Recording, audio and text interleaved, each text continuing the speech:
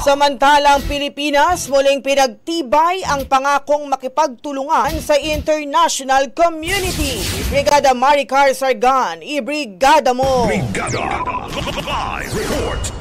Muling pinagtibay ng Pilipinas ang pangako nitong maging responsableng miyembro ng international community sa pamamagitan ng diplomasya at pagsunod sa international law. Sa talumpati ni Pangulong Ferdinand Marcos Jr. sa ika-127th anniversary ng Philippine Navy, sinabi nitong makikita ang pagsisikap ng Pilipinas sa layuning ito sa pamamagitan ng aktibong pakikilahok sa mga usaping pangdepensa at seguridad.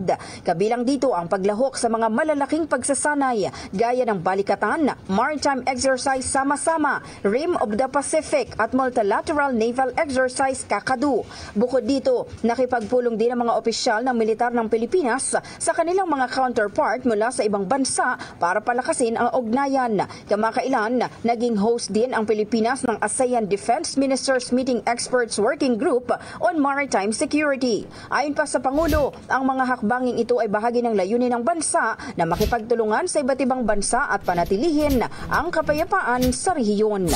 In the heart of changing lives, ako si Brigada Maricar Sargan ng 105.1 Brigada News FM Manila, the Music and News Authority.